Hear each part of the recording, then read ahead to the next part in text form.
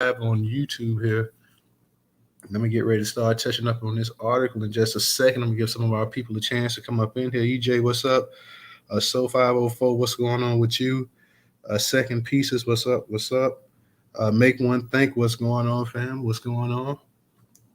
Like I said, we're gonna be touching up. I see my boy Ray's up in here as well too. Ray, what's going on with you? What's up? What's up? What's up? K Jones, what's up? And yeah, we we got to touch up on this article, man. We got to touch up on this actual the stuff that they're talking about. The LA Times publishing. Shout out to my people coming on the YouTube as well too. For my people in YouTube, make sure you go ahead and subscribe, like, share, comment on tonight's broadcast. Make sure you subscribe, like, share, and comment on tonight's broadcast. For my people that's up in the space right now, you guys up in the space, if you have not already signed up for the YouTube channel, guys, make sure you go ahead. It's up in the Jumbotron. Tonight's article is up in the actual Jumbotron. A nice article on YouTube, guys, is up in the description as well, too. Like I say, tomorrow night, we're going to be having a couple political spaces.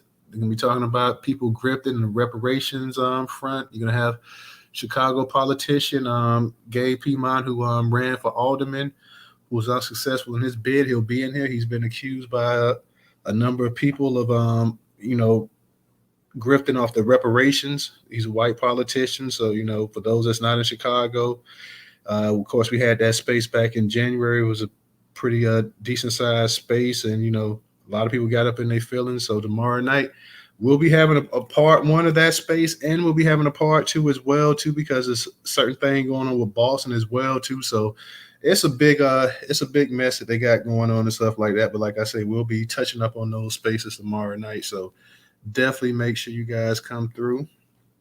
I see Rera's up in the spot. What's up, Rera? So guys, let me go ahead and get ready to get up into this actual topic tonight. Clear my throat a little bit like the song goes. Up in the Jumbotron, the actual articles up in the Jumbotron.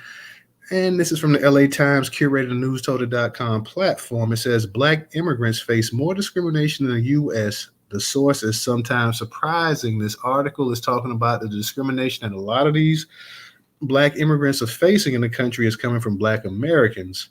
So that's who the main culprit is. This article is actually talking about. A lot of people, it was published last week, felt it was a hit piece and that, it was unfair to the actual Black American experience in terms of dealing with Black people from the diaspora. So touch up on this real quick, guys. It's a pretty nice size article, so bear with me. I'm gonna read it. Winston Pendergrass watches as her fellow Black New Yorkers take selfies in front of Brooklyn's Central Library. Rap lyrics penned by hometown hero Jay-Z cover the Art Deco facade to promote an artistic exhibit dedicated to the hip-hop mogul. But Pendergrass feels more drawn to the weekend farmers market she frequents across the street, where tables loaded with fresh produce transport her back to her homeland 2,500 miles south in Jamaica. She picks up a yam, also a staple in Black American kitchens, and expounds its use in African cooking. She holds a bright green okra spear and explains how her older Jamaican relatives, like countless Black elders, she marvels at the way the enslaved Africans, her ancestors and the forebears of most Black Americans, sustained themselves by transforming the worst cuts of meat into flavorful meals. Black people, be they in Jamaica or the U.S., carry inside them this capacity for perseverance over adversity and scarcity, she says. And yet, it feels as if though some Black Americans look down on her as newcomers and resent her for taking opportunities they fought long and hard to get. The people who tell me to go back to my country, most of them is Black people, not white people, Pendergrass says with a sigh. Her experience reflects a widespread reality among Black immigrants whose ranks have swelled from just over 2 million in 2000 to nearly 5 million a day, or about one-tenth of the nation's Black population, according to the U.S. Census Bureau. These newcomers have settled mostly in East Coast cities such as New York, Newark, Washington, and Miami, and are expected to double in the number by 2060. Pendergrass, 64, who migrated to the U.S. 2 decades ago, became a naturalized citizen in 2011. As part of that surge, she participated in a nationwide survey of immigrants conducted by the Times in partnership with KFF formerly known as the Kaiser Family Foundation, that provides unprecedented insight into the 1 in 6 American adults who were born in other countries. Those from Africa or the Caribbean experience a double burden of discrimination in the U.S., both as immigrants and as Black residents in a country with a long history of racism, according to the first of its kind survey. Black immigrants, for example, are more likely to report experiencing workplace discrimination and unfair treatment by the police. And while a third of immigrants overall say they've been told to go back where they came from, that figure jumps nearly half of Black immigrants. 47% of employed immigrants say they have been discriminated against in work in at least one of the following ways. Pendergrass says those words are especially aggravating when they're spoken by citizens from our own race. There's that great divide. Oh, you're from the islands, Pendergrass says. During two separate focus groups that sum up with immigrants from the Caribbean and sub-Saharan Africa, several said they too have been dismayed to find Black Americans treat them more harshly. As a result, they avoid associating with that community. Pendergrass takes special offense to hostile attitude because when she's not working as a private nurse and assistant for seniors, she often demonstrates and lobbies public officials for affordable housing and tenants' rights in the largely low-income Black and brown neighborhoods. I'm fighting for all Black people, she says. She flashes back to an incident that happened on a crowded city bus when President Trump was in office. A Black man refused to make space for her when she tried to sit, and the two exchanged words. A Black woman who was listening also chimed in. I guess she picked up on my accent, Pendergrass says. The next thing that was said was, I can't wait till Trump runs them back home. Let them go back to their country. I said, are you addressing me? And she says, yes. Trump's going to run you out. The irony of the passenger's insult was too rich, given Trump's racism and his record of publicly disrespecting Black women. I said to you, you better pray I'm here to defend you when Trump tries to run you to the land of no return. How can someone who can also trace her ancestry back to the twin horrors of slavery and white supremacy see Pendergrass as an adversary? I'm not here to take anything away from African Americans. I love my African American brothers and sisters, she says. The mandate for the descendants of enslaved Africans to show common cause with each other has been sewn into the Jamaican psyche, Pendergrass says.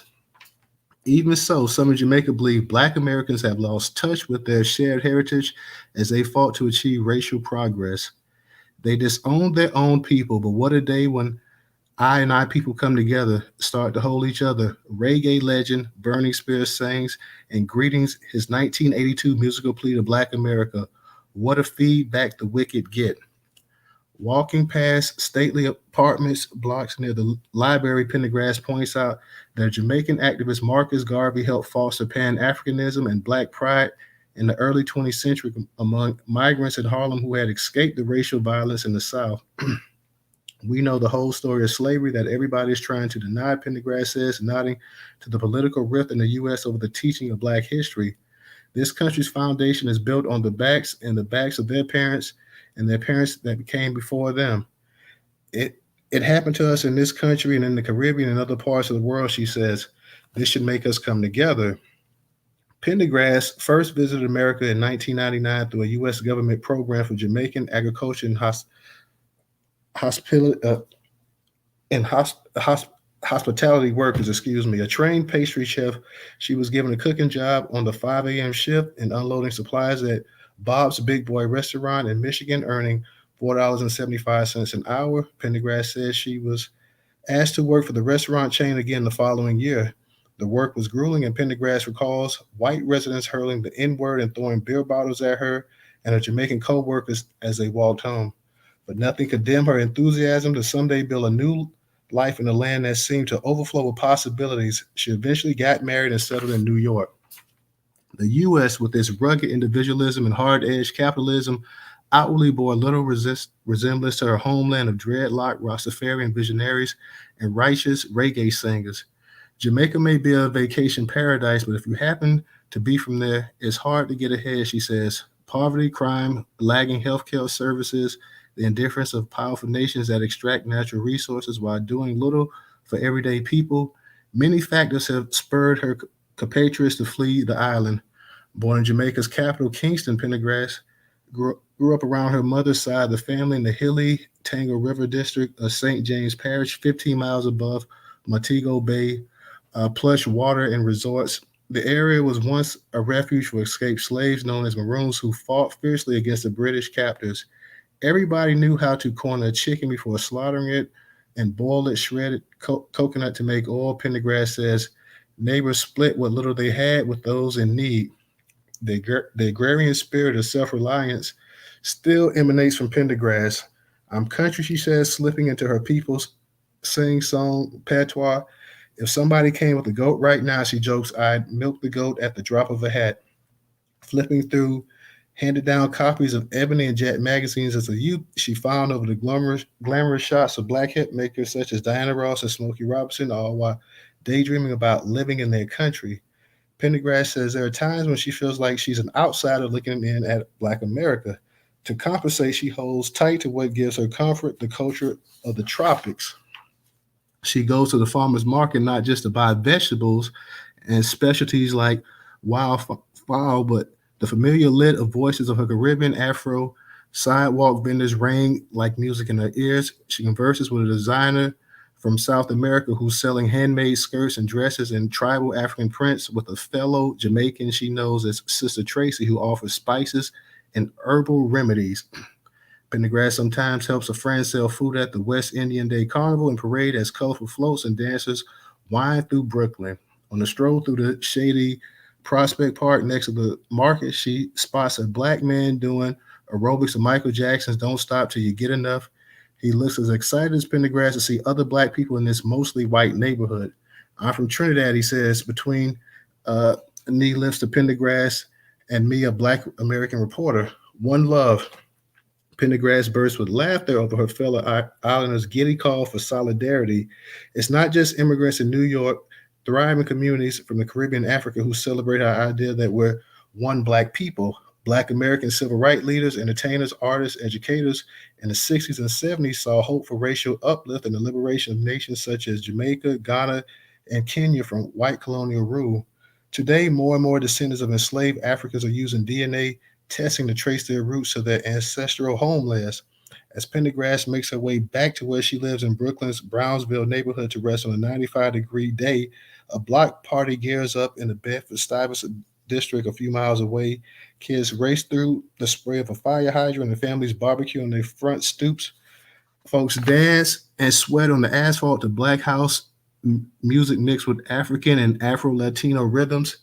Sharon Jackman, a black American who made a special trip from New Jersey to attend twirls, struts, leaps, and two steps to the beat. There are no words in the dictionary, she says, that can adequately capture the power of this musical fusion or unifying message in the song's lyrics. Jackman, who has many West Indian friends, came dressed in what she called her cultural attire, a tropics-inspired white blouse with ruffled lace sleeves, white pants, and a Panama hat over a yellow head wrap. Yet, when told that many African and West Indian immigrants feel alienated from Black America, she nods with recognition. For whatever reason, we tend to separate ourselves, says Jackman. The detachment is all more difficult to reconcile because many Black people from the U.S. also struggle with being the other, she says. Unfortunately, being born in this country, we lose something as far as heritage, connection. Jackman says she's troubled that this angst sometimes manifests as resentment against foreign born Black people, when for her, her ethnic pride is an inspiration. In Brownsville, Pendergrass has conjured up a Tango River oasis in the grassy area inside that gave her 3-story apartment complex. She grows peppers, tomatoes, and cucumbers, and something similar to collard greens, that Black Southern cuisine. Sunflowers bob in the morning breeze. She stoops to pluck weeds around the delicate yellow flowers. In Jamaica, we call it 10 o'clock. She says of the flower with the grin, it blooms brightly, wildly at 10 o'clock, then it dies. Wearing a shirt that says House Everyone, her long twist of salt and pepper hair pulled back in the ponytail, Pendergrass is all smiles. Now divorced, she lives in a modest apartment with an adult daughter as well as a granddaughter who relocated to the U.S. after Pendergrass' eldest child died of kidney failure in Jamaica. There's a living room with a dining nook, small kitchen, and 3 small bedrooms. Pendergrass sits on the stool next to her 20-year-old granddaughter, Leah, folks, and lays her head on her shoulder. She's grateful to the U.S. for issuing folks a green card last year, allowing her to work and go to school. Pendergrass's personal goal is, like many immigrants, to buy property and own a stake in her adopted country. With all the problems in Jamaica, it made America seem like heaven, she says. She discovered that the social economic distress doesn't necessarily end at the U.S. border. Pendergrass says most of the residents on her street are also from the islands, and many live paycheck to paycheck. Half of Black immigrants in the Times KFF survey said they had problems covering basic necessities more than immigrants of other races, and they were significantly more likely to say they worked in jobs which they were overqualified. Gang violence is also a worry, Pendergrass says. Metro trains rumble overhead as she gives a tour of her neighborhood. A handful of Black children take refuge from the heat in a public pool. A few blocks away, a young Black athlete practices his soccer kick on a nearby playing field. Pendergrass explains how white flight in the 1960s and 70s resulted in stark racial segregation that makes the neighborhood feel like an island in its own right, populated entirely mostly by Black people. She stops next to the high-rise public housing complex, which watches as residents receive groceries from a food giveaway van. She fears that the new apartments cropping up among many mom-and-pop businesses, corner liquor shops, and storefront churches can force out families that have few other housing options. Back at home, Pendergrass launches on spicy goat curry from one of the neighborhood Jamaican restaurants. She's brightened up the living room with potted plants that catch the sunlight pouring through her window. The apartment is where she rejuvenates her spirit. In Tangle River, life revolved around church. In Brooklyn, she prefers to practice her faith privately at home. She lies on her bed, stretches out her arms, and prays, sometimes at 3 or 4 in the morning when it seems as though no one is awake but her and God. Those solitary prayer vigils keep her grounded because even though she's grown accustomed to being told she's not welcome, navigating her status as both a Black woman and an immigrant can still leave her feeling adrift. Pendergrass relates a more positive experience that gave her a fleeting taste of what an embrace from a Black America might feel like. It happened during a visit years ago to the Old Slave Market Museum in Charleston, South Carolina, one of the major arrival ports for slaves. Something came over me, Pendergrass said. I was hearing sounds. I was transported. Nearby, and elderly members of South Carolina's Gullah Geechee people, descendants of Africans who were forced to labor on plantations along the Atlantic coast, were busy weaving a traditional hat out of sweatgrass. The woman's gaze was so piercing it sent goosebumps up Pendergrass' arms. We started talking, and I'm watching her hands. Pendergrass says, the same craftiness of the people in Jamaica who make broad hats from thatch, it was the same pattern. She says, they're glad to see you, girl. They're glad to know you're here. Pendergrass suddenly realized who the woman was talking about, the ghosts of the Africans who had been imprisoned and auctioned on the site where the museum stands. Spirit knows spirit, the woman said. Oh my God, this is what heaven is going to be like, Pendergrass recalls thinking. Everybody's going to see me and recognize and know that I'm part of the clan. All right, shout out to everybody up in the space tonight, guys. Glad to have y'all up in here. This article came from the that article came from the LA Times. A lot of people did not like it when it came out. They felt, it was kind of one-sided. It was one slanted. And this is the side, and they're saying basically that a lot of Black immigrants feel that they're being discriminated against by Black people, that, that they're kind of having to, make it in America without the support of Black people, that Black people, of course, I know a lot of us have heard this before. By Black people, I mean Black Americans, that, a lot of times Black Americans feel that you're taking things from them and opportunities away from them. So, yeah, that's where we're at tonight. That was a pretty long article, but somewhat informative as well, too. Let me give a shout out to I see authors up in the space. No Taxation, Dark and Lovely, Original, Lissa, DJ, what's going on with you? I don't know if you're up in the actual space or not, but what's up with you as well, too. And yeah, I want to get the family's feeling on how they feel about it. Let me read a couple articles real quick over here in YouTube, and shout out to my people in YouTube. Let me see. Love my folks. Another show of solidarity from y'all brothers and sisters in the diaspora. Love that folk also said. Love my folks says, now that we tarnish our name with Caribbean degeneracy, with using our name Black, they're now Caribbean immigrants again claiming that we're harming them. Okay, love my folks is actually kind of going in. I see original coming up here as well too, so I'm gonna let you get up here, original. Uh, love my folks says we're all we black closet pan Africans. Delineation is the only way they are not black. They're not black immigrants or black anything Negroid. So okay, I see how you feel. Love my folks. What's going on? What's going on, original? How you doing tonight? And anybody else that wants to speak as well. Original, I know you heard that article. What was some of your thoughts about it? Because the lady, she said she'd been over here since '99. She started off, she was getting paid $4.75 an hour, which I think back in the '90s when I got my first job as a teenager. Um, Back in the mid '90s, minimum wage was $4.25 or whatever. So of course, $4.75 wasn't a whole lot of money. What's your feeling? She talks about back in the '60s and the '70s, how you had a lot of the black entertainers and leaders and stuff that stood up for the black nations and stuff, and looked for solidarity and everything else as well too. So I see my man Pressure coming up here as well too, guys. Make sure you go ahead and tweet the space out tomorrow night. We will be having part 1 and part 2 of our political space.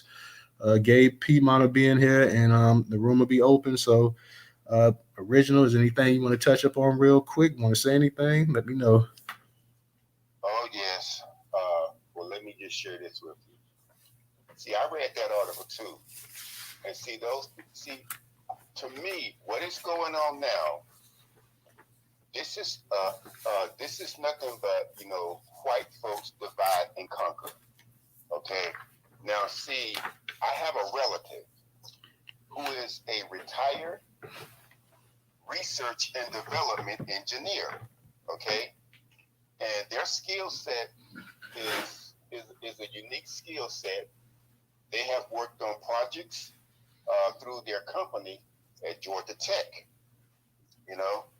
And so what happened is, now from 8 to 10 years, they worked with a Kenyan, a Jamaican, wait a minute, let me mention, a Nigerian, let's see, Kenyan, Nigerian, a Ghanaian, and a Jamaican, okay? And from You there, original? No.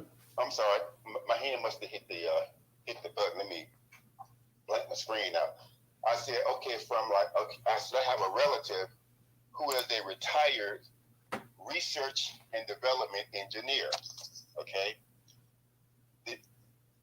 This company they worked at, from 8 to 10 years, they worked with a Ghanaian, a Nigerian, a Kenyan, and a Jamaican who didn't want anything to do with them. And so now he's like a supervisor. And so some of the stuff that they would work on, he would decide how many, I'll just say how many items that will be sent to the lab and conduct the research on and so forth, right?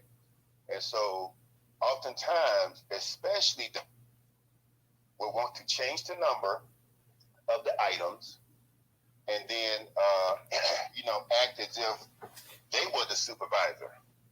And so, and some of the Black Americans that worked on a Nigerian, he was very nasty to them. And so he had to step in and say, look, what I send you has already been allocated, for whatever numbers, and don't change it. And he said, and if you keep treating these people like this, I'm going to bump your ass up out this joint. So they go to the upper management to complain about him. But see, upper management told them, said, well, he has been with us. He was with us before you was hired. And we know his work ethic. And if you can't follow his instructions, maybe you need to get you somewhere else to work. Then the attitude kind of changed. And so there was one of them whereby he just had to kind of ride their back And then they finally told me, said, what they tell y'all about us? Says, they told us to stay away from you American Negroes. See, a lot of this stuff has to do with a lot of these black immigrants.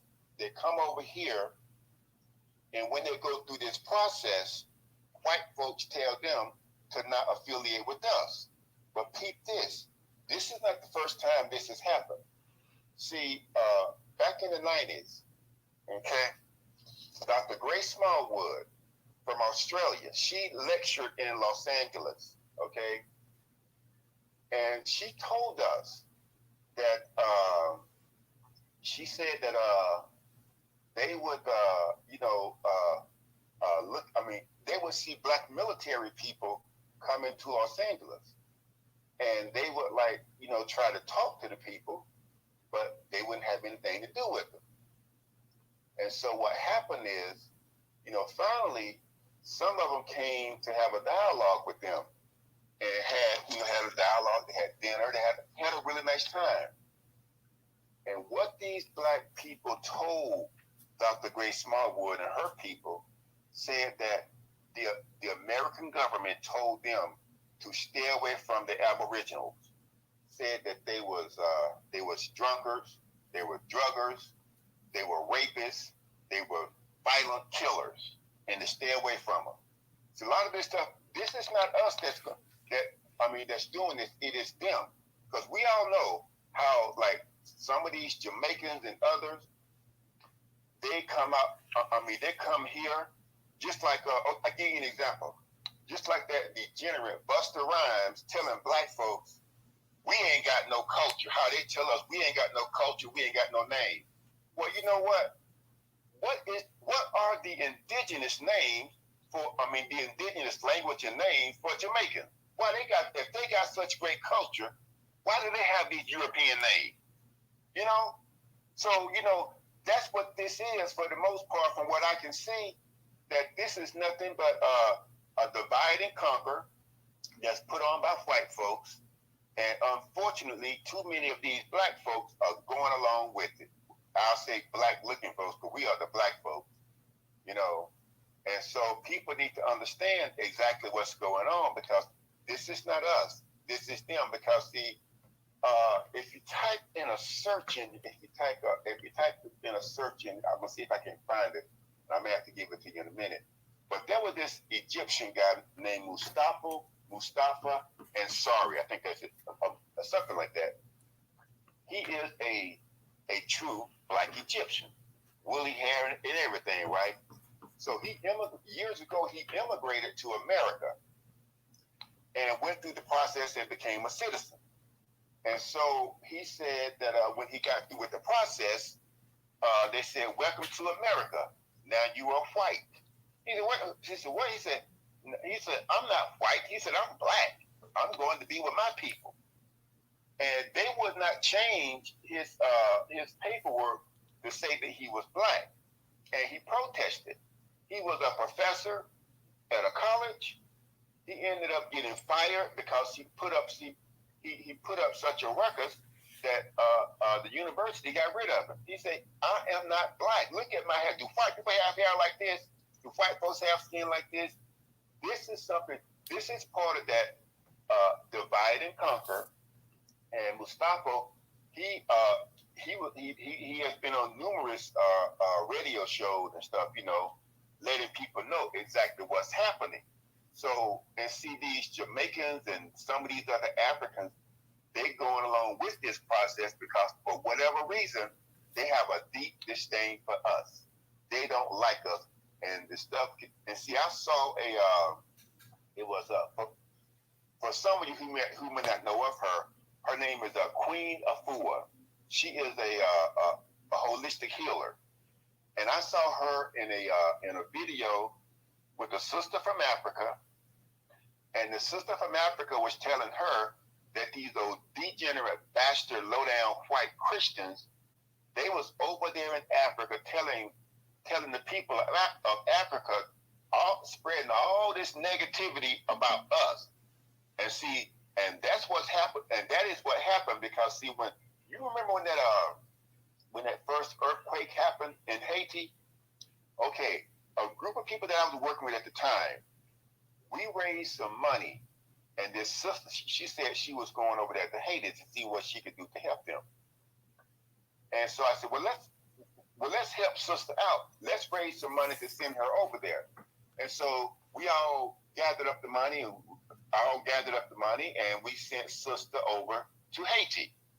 Now, what happened when she got over there? Once again, one of these it was a old degenerate bastard white Christian hoe. She was going around what was their religious belief. So when she got the sister said, "Well, I don't have a religion. That's not my thing. I don't do that." And so she started, and see, when she told her that, she knew that sister was the real deal. So she went around and started telling the Haitians not to work with her because she wasn't a Christian. And so some of the people, she had made a pretty good report where she said, "Listen, I understand you all need a lot of help. You need more help than what I can, try to provide for you. And so I understand if you do not want to affiliate with me because of this degenerate white bitch over here." And one of them brothers who was a doctor, he said, "Fuck that bitch. Hell, she ain't got nothing to do with me." He said, "You are my sister, and I am going to work with you. I don't give a damn what the white bitch say." See, this is what white people have been doing around the world when it comes to black folks. And see, this is part of their divide and conquer that they've always done to keep us separated, because they understand that if black people on a global scale come together, that's it for them. Just like what's going on in Nigeria. They're calling what's going on in Nigeria a coup. That's not a damn coup. That's a damn revolution. Those people are kicking the damn French out, saying, "Get your stink ass up out of my country. We don't want you here." And I think I saw something the other day where they said French was removing all of their soldiers from there. See, they've been doing this for a long time, and the key people they're doing it to is us. They know that. See, when some of them come over here, like named Kwame Nkrumah, I forget which university it was, which HBCU he attended, but see, he came here and went to school, and there were several of them doing that back in that time period that came here and they went to school here. But see, they got to talking with some of us, and we put that fighting spirit that we have within them, and it made a hell of a difference, because he was one that was the one that became the first president of Ghana after they got their independence. And white people understand that. That is what this is about. I read that hit piece and I responded to it, and I even tagged in the LA Times and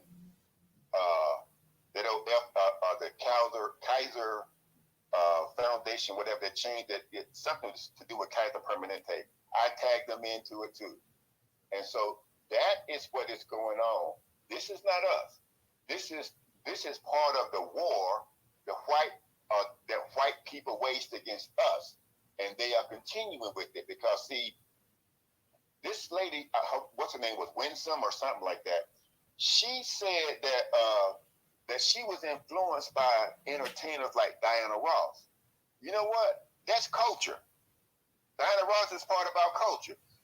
Diana Ross carried our culture around the world, and people loved it. You see, so like I said, I want to know, what are the Jamaicans? What is their indigenous language? Why are they walking around here with these European names and claiming to be they don't want to be black until the police or somebody beat the hell out of them. Then they want to run to us, and they want us to protect and defend them. Oh no. You on your own now, Jack. See, if you want to believe what white folks tell you, instead of coming to us and having a dialogue, you on your own. Because I'm not going to lift a damn anything to help you. So that's, I guess, the ancestors woke me up at the right time. But that is basically what's going on with this. This is not anything that we have done, and especially like I said, what Dr. Grace Smallwood told us, you know, and when I initially heard that, when she said what them black military people told her, the government told them this stuff. So this is what happened. This is what's been going on, and what Dr. Khalid Muhammad, what he told us was this. This was back in the 90s. He said to locate the source of your conflict with others, look for the hairy, hidden white hand, and you'll find that source. You'll find the source of your conflict. See, whites maintain their order by causing chaos among us. That's what they do. So people, do not believe. I mean, and who knows? She might. The lady, and I saw what somebody said. The guy that wrote the article, see, he shut his Twitter page down. You couldn't even send him because why? He knew what was about to come down. That we were gonna light his ass up. But I still sent it to the LA Times. So I just want everybody to be aware. Don't feel bad, and I mean, just keep your focus. And as they said back in the 60s, keep your eye in the 50s and 60s. Keep your eyes on the prize of what we need for ourselves. Because, like I said, these people, they are not thinking about us. And like I said, my cousin was asked if he would go to Africa, like with his unique skills. He said, hell no. So he ain't lost nothing over there.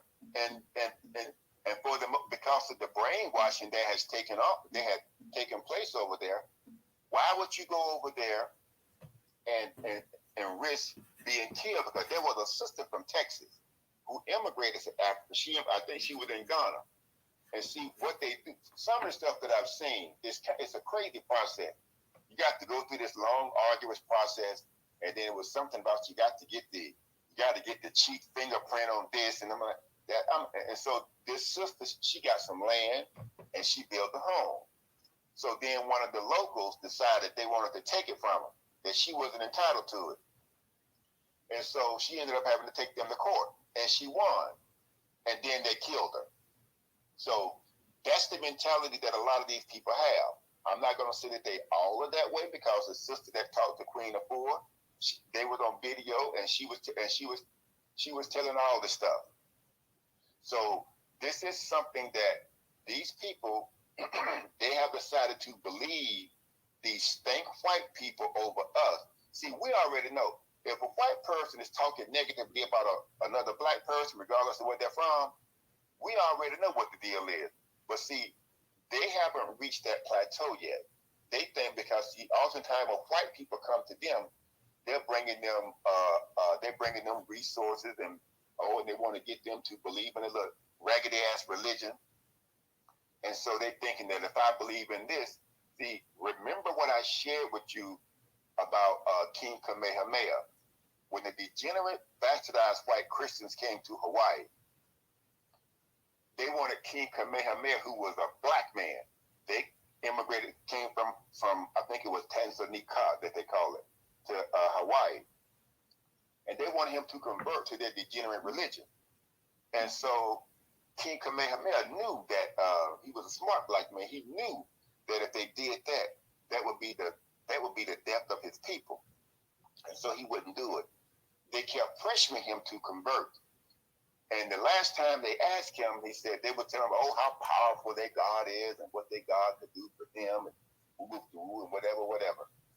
And so King Kamehameha, I'm paraphrasing, says, so you say your God can do all this stuff, huh? He's very powerful, huh? Said, oh, yes, our God is very powerful. King Kamehameha said, okay, I want you to jump off this cliff and let me see if your God saved you. See, nobody jumped, okay? Because they knew that if they had jumped, they'd have hit the jagged rocks down there and they'd have been dead. And there was not going to be any Lazarus, come forth. Come here to me, or whatever the scripture is. There would be some dead, stink white folk. And people need to understand that, see. And the way they got Hawaii is that when King Kamehameha transitioned to the spirit world, the people that came behind him took on that damn shit. that's how, and so, and when they was taking Hawaii, they locked Queen Kalani in the royal palace. She was in there with the Bible, praying and going on. So she knew that they would take her land, and she, like they said, they gave her the Bible and they got the land. They took it, and that's how they've always done this. And I know some people get upset because of what I say about this little raggedy religion, but from what I have read and seen about this crap, I don't want a damn thing to do with it. Anything that has to do with it, I don't want a damn thing to do with it because of that. It's nothing but it's nothing but a tool that they use to kill and steal from black folks all around this world. And I would not knowing what I know now, I would not partake in that. But I just want people to understand that, this is not us. This is them, because see, yeah, I read that article, but she, like I said, they talk about us, but look at how some of them come over here and they just go in on the attacks on us. We haven't done anything to these people. We've embraced them, and then when they start real quick, original, real quick. I'm gonna get you to land it just in case, because I know we had a couple speakers up here, and I'm not sure, but I'm gonna get back to you. Go ahead with them, and let somebody else share some information. Okay, I appreciate that, but don't go anywhere, because if the conversation, if the people ain't talking, then we got to keep you up here as well too. But I know we had somebody was just up here a second ago, but they must have dropped down. Let me give a shout out real quick, guys, to Kenneth. Kenneth, thank you for your contribution on Cash App. Definitely appreciate that. Up in the Jumbotron, guys, I have a poll up there too on this exact same topic up there. Let me see where that poll is at. It's the first up in the actual Jumbotron on the right-hand side. So go ahead and vote on that poll, guys. It's up in the Jumbotron on the far right-hand side. It says, do you agree with the LA Times article about Black Americans discriminating against Black immigrants? Definitely go ahead and contribute to that. I want to say this much right here. I love my folks. I see you going off over there on the over there on YouTube land as well too. This is not here. We're not here to attack Black immigrants, anything like that. And I'm definitely any Black immigrant that that is down for the cause and willing to fight against white supremacy. I have no issue, no problem with it whatsoever. You definitely definitely much respect to you if you're doing your thing. My issue with this article here, and a lot of times with some of these articles, is for the simple fact is that you never see a reverse of these type of articles. I've never seen articles talking about, how the negativity, the way that, Black immigrants look at Black Americans is always, Black Americans, how they feel about Black immigrants, and Black Americans are afraid of people taking jobs and this and that and stuff like that. So it's always these type of articles, always, like you say, original, it's always a hit piece. It's always something about an insecurity in the Black American. Oh, you guys are just upset because we come over here and we work hard and we'll take little jobs and we'll do this and we'll pull ourselves up. And, let's be honest here. Nobody's worked harder in this country, in the history of this country, than Black Americans. So, hard work is something that's not foreign to Black Americans. This country wouldn't have got built if it wasn't for hard work. When people talk about blood, sweat, and tears, that's exactly what went into making this country. And it was Black people, Black Americans that did it. So, nobody's not worried about people coming over here taking jobs and this and that or whatever. Like I said, you never see the reverse of these type of articles. You never see a person from the diaspora saying, you know what, growing up, I heard all kind of derogatory names about Black Americans and their work ethic and their culture and this and that or whatever. Often too many times, in our family, we had these discussions about them that weren't productive. We see them a certain type of way. We stay away because in the article, the woman is saying that, basically because of the way she's treated by Black Americans, she just felt the need to stay away and things of that nature. So, that's to me, that's, and we hear a lot of times from some, foreign-born Black people to tell you straight up like, hey, you know what? Our parents told us to stay away from you guys because you was this and that or whatever. But here, I'm from Florida. My parents, Black Americans, they never told me, hey, don't play with that Haitian. They never say don't play with that Jamaican, don't play with that Bahamian, don't talk to that African, don't talk to that Puerto Rican, don't talk to that Dominican. They never said anything of the such. They never said, well, those people come from a culture where they really have no culture and all they do is this and that or whatever. No matter how many stereotypes about people and this and that, and you heard all kind of stereotypes about people and whatnot, my parents never said, nobody in my family, period, ever say, you know what, don't play with them, don't socialize with them, don't talk to them. They're gonna bring you down if you talk to them. They you know, they have no class. They come from this type of culture, whatever. So when you hear things like that, and I'm from a state, you know, after California, New York, we probably have the most, you know, foreign-born people and everything else, and the most immigrants and stuff in this state, probably the third most after California, New York. When you hear things of this nature right here, and people saying, "Well, I told you not to play with this," we stand our own because of the way they look at us and this and that or whatever.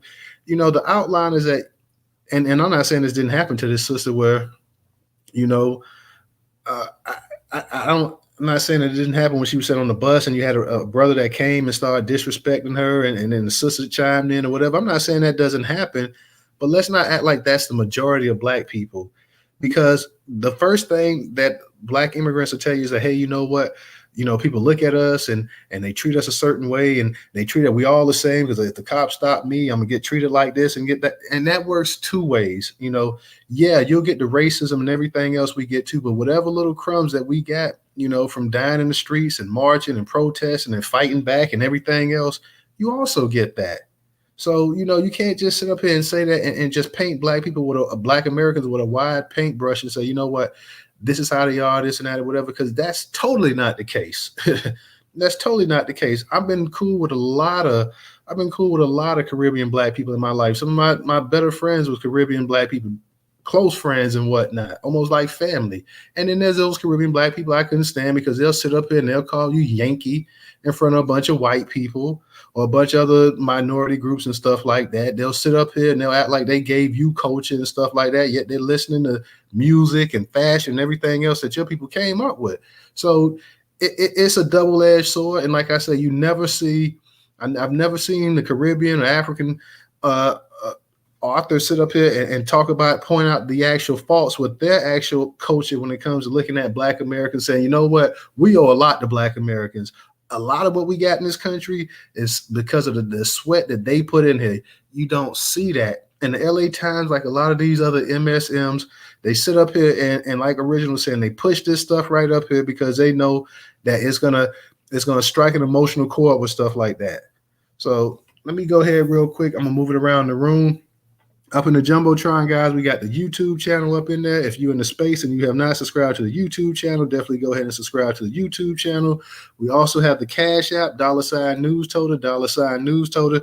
Newstoter is the largest Black-owned, Black American news media curation platform today in America. Once again, that is $Newstoter, Newstoter. If you support Black-owned business, definitely think about contributing maybe even $1 or $2 to the actual not only the platform, but the actual Twitter space and everything else that goes on tonight. Make sure you visit newstoter.com to stay up to date on breaking Black news in Black America. That is newstoter.com, newstoter.com.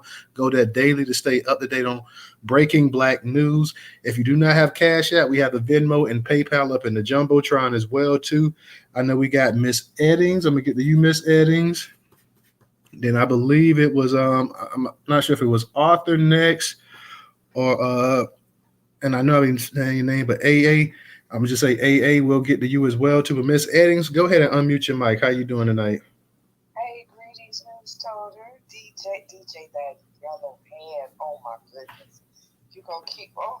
Anyway, every time I see you on message, family. I wanted to say that a Black American Negro freedmen match energy. Okay, we don't. It won't. Don't start none. Won't be none. That's like that is a part of our culture here.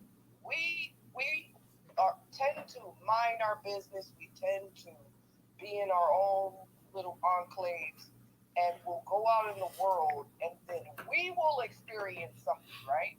We'll experience something, and then if we say something or do something, then it's all black Americans are discriminated against. And it's really strange. Like I've heard everyone say the sentiments, right? But I want to say this: the person that was interviewed with this article, Disingenuous, the person that actually wrote the article, Disingenuous, I call them the others. Okay, so the others, they never go and look for positive stories about Black American people. They don't do that. But if someone complains from the others community, and they will go and back each other up on that claim, and that's why this whole article and everything about it is very disingenuous. Now, I will say this: once we understood, and I really do mean overstood, that the others had names for us, I think that was the straw that broke the camel's back, because just for generations and generations, we were, fight the power and Afro everything, and then once we found out, I think it hurt our feelings to a depth that was like, that's it, that's the last straw. We have to delineate. And so now with this whole delineation thing, the others are feeling so alienated, and all of the things that they were told before they came to this land, they're now blowing it out of proportion. It's like, listen, you were told this, and you had this notion about us before you even got here. But now that we're delineating and we're taking pride in who we are discriminating against you, or we are being tribal, or we are divisive. So I don't appreciate even this whole article. I would like for the others, if they really want to get along with us, and they are news reporters that are writing these stories or doing these exposés, I would like for them to start writing positive things about us, because there's it's like all of that negative towards us, and our little bit of pushback is now, oh my goodness, those black. So that's all I had to say. I hold my chair. Thank you, family. All right. Thank you, Miss Eddings. And like I say, guys, up in the Jumbotron on the far right is the actual poll too about this actual title here for the night's room. So go ahead and go up in there and vote on it. And not only that, go ahead and retweet it out so other people can see it as well too. Let me go ahead and get to I'm not sure who was next. It was Arthur or AA. But Arthur, go ahead and I'll get to you double A. Okay. How y'all doing? What's up now, Arthur? Everything's good, man. Thank you. Look, this is what we all got to understand here in America. As far as like those that are descended from American slavery, we have always been one tribe out of racial necessity. Yeah, we got our little subdivisions, black people from New York might be a little different from the black people from Philadelphia, and the Philadelphia people might be a little different from the black people from LA. But mostly, we have been a semi-unified tribe, okay? And these tribal divisions that you're seeing now from black immigrants, these tribal divisions were in existence way before the white man started doing his thing in Africa, okay? And I'm going to tell you this is straight up. I've been to 14 countries in Africa. I've been to more countries in Africa than any African, okay? And you got to understand that they've got about 2,000 tribes and about 3,000 different languages with a lot of sub-dialects. Let me give you an example of the kind of stuff that I experienced. Let's say in Nigeria, or Ghana. Both of these countries have significant numbers of Igbos. But check this out. The Igbos have sub-tribes that don't mess with each other. And this has been going on for hundreds of years.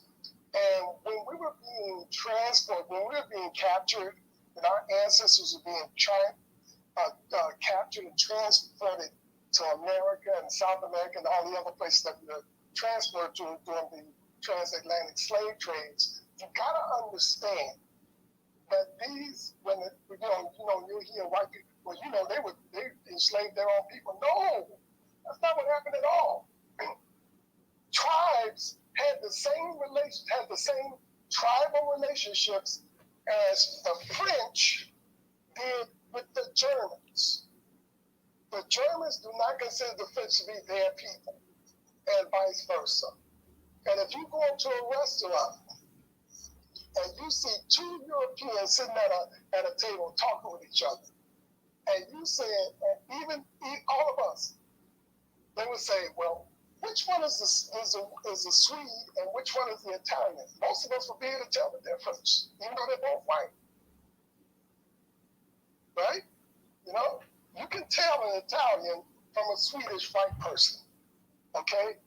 And so, in the same way, when these people come over here, they may not do the hardcore tribalism that they practice when they're in the continent of Africa. They got to switch it up a little bit when they come here for economic reasons. They're counted as African Americans, and if they're counted as African Americans with no delineation, then they have entitlement by law, benefits that a native-born African American has. So the thing is with us, which is good and bad at the same time, is that ever since we've been here, we have always practiced a kind of what I call passive Pan-Africanism. If you black, you in. But if you notice that those people that come from other countries, more so in Africa than the Caribbean, when they get here, they delineate immediately. They establish their own churches, they establish their own organizations, they have their own charities by which they help to raise their particular community within this country. And they don't really mess with us. They mess with white people more than they do us. So what you're looking at is a continuation of how should I say, a modified tribalism that doesn't include us. If they're going to be tribal there, they're going to be tribal here. And one of the things that is exasperated now, usually as wholesale groups, they really don't mess with African Americans. You will have individuals from the Caribbean and from Africa that you may form close work relationships, close friendships, and in some cases even marriages. But in the wholesale sense, the tribalism is still going on even here. But the thing that we are doing with delineation is really, again, for economic reasons. We have to delineate. We have to figure out who is who when it comes to receiving reparations, and in the future special laws and policies and set-asides only for those that have descended from American slavery. So it's a regular thing, but tribalism within the black community is kind of new to us. But we need to ramp up our understanding of it real fast, because if we don't, it might should be to our detriment. And the other thing too, the Pan-Africans have actually exacerbated bad relations between us and black diasporans because of the fact that they want to include everybody in our reparations claim, which is impractical legally, it's impractical culturally, and it's actually making more divisions than bringing us more together. So that's all I got to say on that. All right. Thank you, Arthur. Appreciate it. Let me get to AA, and I know I don't want to butcher your name. That's why I'm just saying AA. You told me it before, and I don't want to butcher it. But go ahead and unmute your mic. Man, thank you. I think that report should be treated with the content that it deserves. It has no factual basis. It is just, the whims and caprices of the journalists, probably who want to do something else. But however, listening to what, the submissions made on this platform clearly gives me one thing that this report has achieved in purpose. Listening to what others are saying on the platform makes me know that it has achieved the purpose. And the reason why they made this report is to get people to speak the way they are speaking on this platform, taking shot at Africans. They are the cause, they are the problem, they are travelers, they everything that they want to say. As opposed to just blinking an eye, rubbishing the report, and be more progressive about it. Now I'm compelled to address the points that they raised, right? The first gentleman made a statement that, oh, when we get here going through the process, the white man will tell us that don't mess with the black people. Come on, y'all. Come on, let's do better. Everybody know that the process itself, it is faceless. It is faceless. So let's not create this impression that there's a group or an organization or a state institutions that will warn you about who to mess with or who to mess with. Please, that ain't true. So I don't want to go into it. And then he made another statement about some corporate, policy rules, whatever. Come on, once again. We all work in a corporate environment. We know how the system works. I don't want to go have a back and forth on it. And please, if you want to talk about Dr. Kwame Nkrumah, you got to make sure that you have the fact. Dr. Kwame Nkrumah, yes, was here. I think it was Petersburg. Yeah, I guess. Right? Ghana gained independence in 1957. The civil rights took effect 63, 64, thereabout, right? In 57, when we were getting our independence, Martin Luther King was there.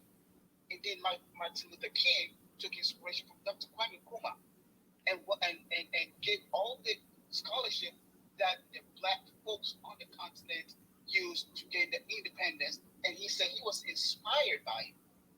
He was inspired by it. And indeed, the only time that Kwame Nkrumah and Martin Luther King had a disagreement was the fact that Martin Luther King said that Ghana achieved their independence without violence, and therefore the civil rights movement should take the same course. And Dr. Kwame Nkrumah told him that you can't do that. It will not take effect. And these are things you can read on the internet. Okay, but I don't want to have this. Some things I think they are too trivial and just waste of energy. Now, moving on. Listen to this, right? You talk of tribalism. This second gentleman talk about tribalism. Let me tell you, any human being that doesn't have any tribe is a lost individual. Any human being, even animals do have their own tribes. That's the reason why they move in groups and they move in certain circles. Every human being is attached to a source, to a belongings, family, clan, tradition. That's what it is. If you don't have it, that's a big deal. Yes, we are very unique people, black people on the continent. That's why we're super special. The more tribes, the better. It gives you a lot of options. It gives you a lot of options. None of my family members married from the same tribe. No. We married from other tribes because we loved it. Different tribes. Other people married from our tribe. We eat all types of food, speak all types of languages, and it is so beautiful. And we take pride in that. We take pride. It's one of the things that we hold it's dear to ourselves. Okay, the fact that we can speak different languages that a white man can't speak, yes, we love it. The fact that we can perform certain rites and certain traditional functions that the white man wouldn't understand, yes, we love it because we are unique for who we are. Now you talk about the issue of whether we don't mess with who and we don't mess with who. I thought by now, 2023, everybody may have seen through the propaganda that the white folks use the media to play. If I ask you growing up, what were some of the pictures or the videos that were shown on TV, on the internet about Africa? I bet believe that 99% of the stuff you say is negative. People dying of sickness, whatever, blah, blah, blah. So today you hear that on platforms, right? They talk all negative stuff about Africans. But guess what? Talking about you to us on the continent. It's the same thing that you think that it's negative. So they play both sides, right? Oh, this, that, I can't even mention them. And therefore, you cannot use, if you have that, if you are more knowledgeable, you should know what you're supposed to put in the trash can, what you need to respond to, and how you can move on, right? But look at the trivialities that we have to use energy in discussing. I don't want to go into it, but I think that it's total balderdash, and the report must be treated with the contempt that it deserves. I'm being respectful here, but do not attack Africans out of your own personal whatever that you may have. It's inaccurate. Stop it. Newstoter, shut that down, please. Okay, hold on. Hey, everybody, stay on your microphone. Go ahead. Are you finished, Double? You finished, AA? Yeah, I'm done for now. Okay. Now, a couple things what you're saying. Are you trying to imply that Dr. Martin Luther King got the inspiration from Kwame? Is that what you're trying to tell us? Yes, just Google it, please. Why did Dr. But you know before you guys actually got independence that we actually had the civil rights movement. It really exploded with the death of Emmett Till. You do understand that? No, sir. We started ours in 1947. The civil rights took effect. Well, I mean, Hold on. That's when a lot of people put an actual date with the actual death of Emmett Till. But civil rights had been going on for a long, long time in this country. And you think that our independence started when? I'm sorry, what was that? It started. When do you think that the independence of Africa? When did you think it started? Did they regain independence? I didn't say it. I didn't say it did, but I'm saying that our civil rights movement wasn't inspired by the African independence. That's what I'm saying. Africa is a continent. Well, what I'm saying is that we gained independence in '57. When did the civil rights movement take effect? Africa is a continent, sir. Of course, Africa is a continent, but we claim the whole continent. We don't divide. Emmett Till died in 1955, sir. Sir, what I'm saying to you, that the civil rights leader, Dr. Martin Luther King, was in Ghana in 1957. But Martin Luther King wasn't only civil rights leader. You understand that? Right. Before Martin Luther King came on the scene, there was already civil rights being played. Okay. I agree that definitely it couldn't have started 63, 64. But what I said that it took effect, it grew up at that period. And I'm saying that if you go with that tangent, sir, we started fighting for independence not today, not 1947. And I understand that, but domestically, sir. Sir, it had nothing to do with Black America. None of the history suggests even a dime of support whatsoever. So when if you want to feel all good about, we supported, it didn't show up in our history. It didn't show up in our Wait a minute. Y'all never supported us either over here. What are you talking about? Africa never. Hold on. Let me finish. Let me finish. Hold on 1 second. Africa never ever supported Black Americans. Our whole time over here in this country, you guys never lifted a finger while we was over here. Now, I'm not trying to finger point anything like that, but I'm just speaking facts. You're right. It's a whole continent full of y'all, and we were sitting over here by ourselves. So let's not even go there. Y'all never lifted a finger to help us, to be real. No, you didn't hear what I said. No, you didn't hear what I said. What I'm saying is that for example, when Ghana was fighting for her independence, they had absolutely nothing to do with Black Americans. They had everything to do with our leaders. We call them the Big Six. Okay? Yeah, and when we was fighting for our civil rights over here, it had absolutely nothing to do with Africa. So we're understood on that. It had absolutely nothing. Yeah, everybody, because I'm gonna get to the speakers. I know Just Cake, she came up here as well too, so I'm gonna get to the speakers. But before I get to the speakers, let me just make this clear right here. And nobody's dissing Africa, talking ill about Africa, anything like that. What I'm saying, the same way that you're saying that we had nothing to do with Ghana gaining their independence, you'll have no issue with us on that whatsoever. Black Americans still always did. Now, if we want to be honest here, Black Americans, when we talking about apartheid in South Africa and everything else as well too, Black Americans always did support. You can go back to over Ethiopia in the 80s when they were hitting with famine and stuff like that, and you had Michael Jackson and a bunch of other superstars gathering funds to go ahead and feed the starving people over there. So we've always, we never like turn our back on Africa like that. In the 70s, you had a bunch of Black people was going through their whole African phrase and whatnot with the Ashikis and all the other stuff, trying to reconnect to the continent. So we're just going to be honest about that. But I'm saying that the same way you're saying that, hey, y'all had nothing to do with it. You're right. We had nothing to do with it, but we did have something to do with Africans migrating over to this country and bettering themselves, because before the 65 or whatever, if you look at the amount of Africans that was in the United States as compared to now, it's night and day. So you can't say it in terms of this country right here, because let's be for real, most Black Americans are not moving over to Africa. You got more Africans moving over here and taking up than you do Black Americans going there. So in terms of your actual living over here in this country, a lot of the benefits that you get, because you get benefits solely because your skin is Black and you're Black, you know, that's why you're able to get the same kind of grants and this and that or whatever, because you're Black. So that's because of Black Americans. Are we clear on that?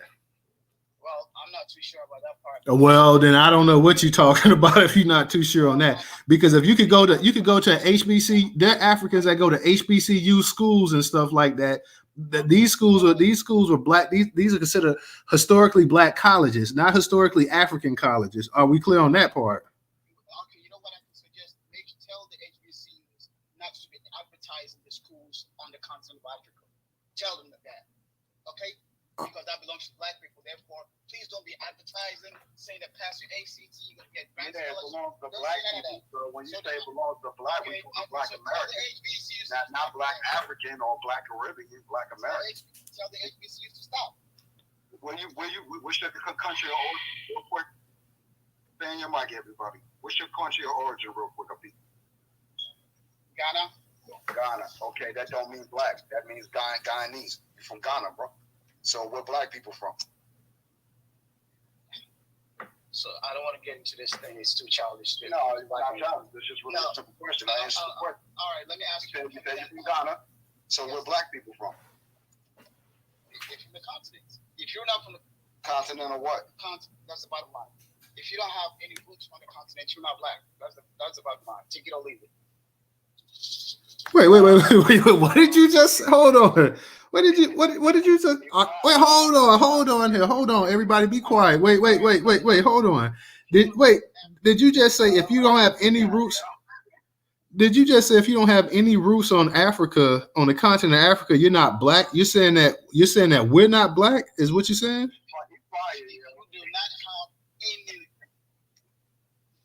If you don't have any what now?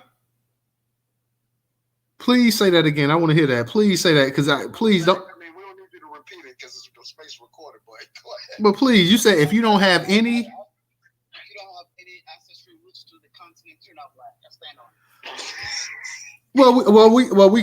We have ancestry roots to the continent. So I mean that's not the issue. You know, I want to make something clear to this gentleman. First of all, sir, the whole idea and ideology of Black was created in America, not Africa. Okay? The center of world.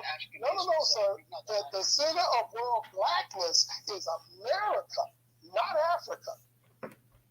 We gave you the idea of Blackness, not the other way around. Word. I just want you to be clear on that. Blackness was created here in America. Let me. Black Americans descended from American slavery, not Africa. Real quick, guys, because we got Just Cakes up here. So Arthur, get your hand back up. I'm gonna get to you, Miss Edens. I'm gonna get to you too. This is an interesting discussion tonight, definitely, guys. So let me I know Just Cakes, she's got her hand up, so I don't want to bypass it because I know she's been waiting. We've been talking over. So Just Cakes, go ahead and unmute your mic. Hey, let me say this. Wait, no, real quick. Let her go ahead because she's been waiting for a minute. Go ahead. So as far as the subject, thanks for the room, of course. Anytime I've stepped into these type of rooms and stuff like that, the Africans do come in loud, proud, and wrong. To all your points, I can remember growing up in a household that was Pan-African with the Nefertiti statue in the living room, and the dashikis, and my aunt even married an African. We didn't know there was such a vitriol, and I just feel like it's really disingenuous because he knows in his African circles from the diaspora, how negative they talk about Black Americans. And it's always been like that. Even when they show the old videos of the first Black immigrants that came over here, it was the same thing. It's never been kumbaya or anything like that. It's just we late to the party. But any chance they can to throw a jab at us or make us look like crap, they gonna take it every time. Anytime it's something negative or something like that, they advertise it as it's a Black American. But as we all know, if it's a degree or something like that, they make sure to delineate. When we delineate, we xenophobic. We just done with it. Like we can't keep going like this. If we know now, if we knew then what we know now, they could have stayed where they was at, because they have been more of a hindrance than anything to Black Americans. And here it is. They have no problem holding the water of white supremacy. I just feel like that this. I'm gonna land my plane with the disrespect from this last speaker and stuff like that. The audacity for you to come up in here and try to take over the room. The audacity of you to have such rude decorum. The audacity of you to not have respect for the people that made a way for you and your people to flee up over here. You wish you did. I wish you was in your own country. I wish you guys were such trendsetters that y'all didn't have to flee over here. I wish that y'all, when y'all start the civil rights movement or whatever you said as far as getting y'all freedom, I wish y'all had the momentum to stay up over there than come over here. Everything you saying is not shaking out right. So, and when y'all come over here, y'all not even acting like Africans. Y'all emulate and imitate us. Y'all so ashamed. Anytime y'all travel, y'all act like y'all us. Y'all say y'all Black American. Y'all I have to, y'all, I have to end the space. I got a family emergency.